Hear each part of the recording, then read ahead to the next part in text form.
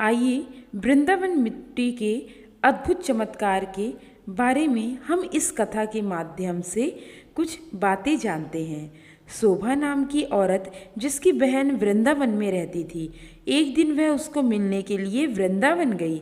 शोभा जो कि काफ़ी पैसे वाली औरत थी, लेकिन उसकी बहन कीर्ति जो कि वृंदावन में रहती थी अधिक पैसे वाली नहीं थी, लेकिन दिल की वह बहुत अच्छी थी, या यह कह सकते हैं कि दिल की वह बहुत अमीर थी। उसका पति मिट्टी के घड़े बनाने का काम करता था। शोभा काफ़ी सालों बाद अपनी बहन को मिलकर बहुत खुश हुई, लेकिन उसमें थोड़ा सा अपने पैसे को लेकर घमंड भी था।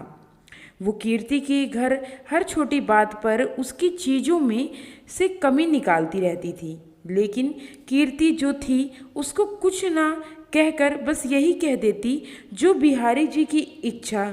लेकिन शोभा प्रत्येक बात में उसको नीचा दिखाने का प्रयास करती।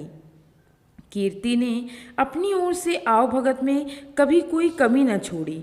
उसने अपनी बहन का पूरा ख्याल रखा। उसने उसको वृंदावन के सारे मंदिर के दर्शन करवाए और उनकी महिमा के बारे में बताया। शोभा यह दर्शन करके खुश तो हुई और उसने महिमा भी सुनी, लेकिन उसका इन चीज़ों में इतना ध्यान नहीं था। बस दर्शन करके वापस आ गई। उसको वृंदावन में रहते हुए काफ़ी दिन हो गए। एक दिन वह अपनी बहन से बोली कि कीर्ति, अब बहुत दिन हो गए तेरे घर रहते हुए, अब मुझे अपने घर जाना चाहिए। कीर्ति थोड़ी सी उदास हो गई और बोली, बहन कुछ दिन और रुक जाओ। शोभा बोली, नहीं, काफ़ी दिन हो गए मुझे आए हुए। घर में मेरा पति और बच्चे अकेले हैं, उनको सास के सहारे करके छोड़ आई हूँ। अब मैं फिर कभी आऊँगी। जब शोभा वापस जाने लगी तो कीर्ति जो कि शोभा की बहन थी, उसने अपनी छोटी बहन को उपहार स्वरूप मिट्टी का घड़ा दिया। घड़े को देखकर शोभा हैरान सी हो गई और मन में सोचने लगी, क्या कोई उपहार में भी घड़े देता है? लेकिन कीर्ति के बार बार आग्रह करने पर उसने अनमने से घड़ा ले लिया।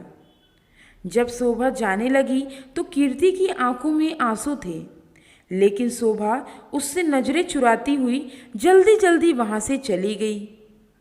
सारे रास्ते शोभा यही सोचती रही कि मैं घर जाकर अपनी सास और अपने पति को क्या बताऊंगी कि मेरी बड़ी बहन ने मुझे घड़ा उपहार के रूप में दिया है। तो उसको इस बात से बहुत लज्जा आ रही थी। उसने सोचा कि मैं घर जाकर झूठ बोल दूंगी कि घड़ा मैं खरीद कर लाई हूँ, मुझे तो मेरी बहन ने काफ़ी कुछ दिया है। इसी तरह सोचती सोचती वह घर पहुँची और उसने घर जाकर घड़ा अपनी रसोई के ऊपर रख दिया। उसको मन में बहुत ही गुस्सा आ रहा था कि मेरी बहन क्या इस लायक भी नहीं थी कि छोटी बहन को कुछ पैसे उपहार में दे सके। एक घड़ा सा पकड़ा दिया। अब उसको अपने घर आए काफ़ी दिन हो गए। गर्मियों के दिन थे, तभी उसके गांव में पानी की बहुत कठिनाई आने लगी। कुएं में, नदियों में पानी सूख गया। उसके गांव के लोग दूर दूर से पानी भरकर लाते थे। पैसे होने के बावजूद भी शोभा को पानी के लिए बहुत कठिनाई हो रही थी। एक दिन शोभा बहुत दूर जाकर पानी भर रही थी। वहाँ पर और भी औरतें पानी भरने के लिए आई हुई थीं। तो जल्दी पानी भरने की होड़ में धक्का मुक्की में शोभा का घड़ा टूटा। शोभा दूसरी औरत पर चिल्लाने लगी, यह आपने क्या किया? बड़ी कठिनाई से तो मैंने पानी भरा था, आप लोगों ने धक्का मुक्की करके मेरा घड़ा तोड़ दिया। अब वह उदास मन से घर आई। अब उसके पास कोई और दूसरा बर्तन भी नहीं था पानी भरने के लिए। तभी अचानक उसको अपनी बहन के दिए हुए घड़े की याद आई। तो उसने रसोई के ऊपर से घड़ा उतारा और फिर चल पड़ी दूर पानी भरने के लिए। जब कुएं पर पहुंची तो भीड़ कम हो चुकी थी। वह घड़े में पानी भरकर घर लाई। तभी उसका पति खेतों से वापस आया। गर्मी अधिक होने के कारण वह गर्मी से बेहाल हो रहा था और आकर बोला, शोभा, क्या घर में पानी है? क्या 1 गिलास पानी मिलेगा? शोभा ने कहा, हाँ, मैं अभी भरकर लाई हूँ। उसने उस घड़े में से 1 गिलास पानी भरकर अपने पति को दिया। गले में से पानी उतरते ही उसका पति एकदम से उठ खड़ा हुआ और बोला, यह पानी तुम कहाँ से लाई हो? शोभा एकदम से डर गई कि शायद मुझसे कोई भूल हो गई है। उसने कहा, क्यों, क्या हुआ? उसके पति ने कहा, यह पानी नहीं, यह तो अमृत लग रहा है। इतना मीठा पानी तो आज तक मैंने नहीं पिया। यह तो कुएं का पानी लग ही नहीं रहा, यह तो लग रहा है किसी मंदिर का अमृत है। शोभा बोली, मैं तो कुएं से ही भर कर लाई हूँ, यह देखो घड़ा भरा हुआ है। उसके पति ने कहा, यह घड़ा तुम कहाँ से लाई थी? उसने कहा, जब मैं वृंदावन से वापस आ रही थी तो मेरी बहन ने मुझे दिया था। यह सुनकर उसका पति चुप हो गया।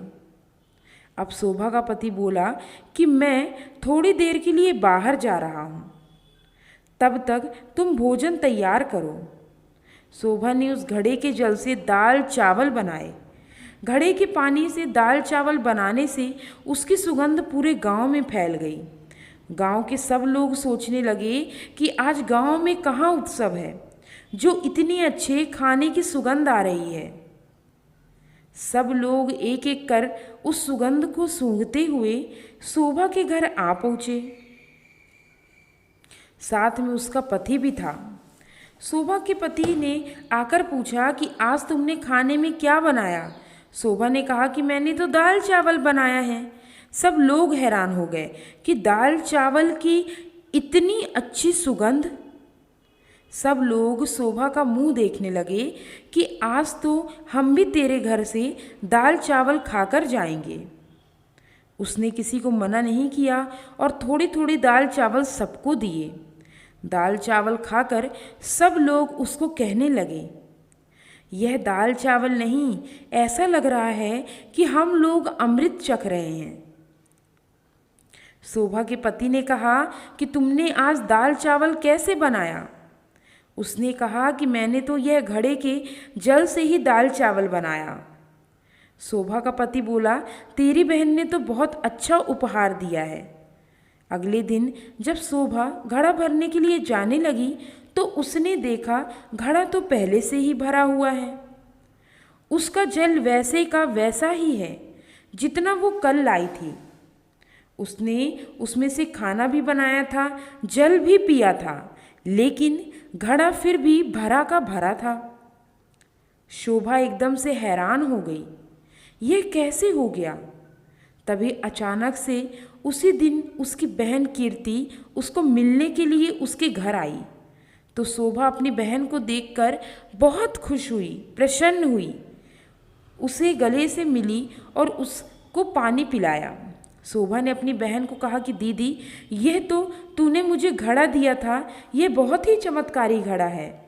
मैंने तो तुच्छ समझकर रसोई के ऊपर रख दिया था, लेकिन कल से जब से इसमें जल भरा हुआ है तब से जल भरा हुआ है।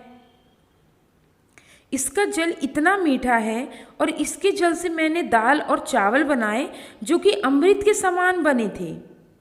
उसकी बहन बोली, अरे ओ मेरी भोली बहन, क्या तू नहीं जानती कि यह घड़ा ब्रज की रज यानी वृंदावन की माटी से बना है, जिस पर साक्षात किशोरी जी ठाकुर जी नंगे पांव चलते हैं। उसी रज से यह घड़ा बना है। यह घड़ा नहीं, साक्षात किशोरी जी और ठाकुर जी के चरण तुम्हारे घर पर पड़े हैं। किशोरी जी और ठाकुर जी का ही स्वरूप तुम्हारे घर आया है। यह सुनकर उसकी बहन अपने आप को कोसती हुई और लज्जित हुई। अपनी बहन के कदमों में गिर पड़ी और बोली, मुझे क्षमा कर दो जो मैं वृंदावन की रज की महिमा को ना जान सकी। जिसकी माटी में इतनी शक्ति है तो उस बांके बिहारी और लाडली जू में कितनी शक्ति होगी। अज्ञानी हूँ मैं, मूर्ख न जान सकी। मुझे ब्रजरज की महिमा और उसकी महत्ता का ज्ञान नहीं था। मुझे क्षमा कर दो।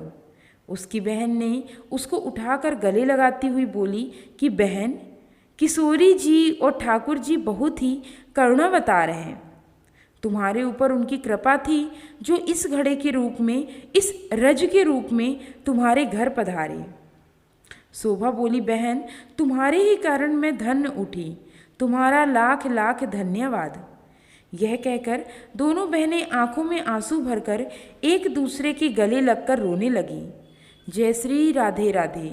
दोस्तों, वृंदावन की यह अद्भुत चमत्कार की कहानी यदि आपको पसंद आई हो तो मेरे YouTube चैनल उमंग ज़िंदगी को लाइक, शेयर और सब्सक्राइब जरूर करें। Thanks for watching.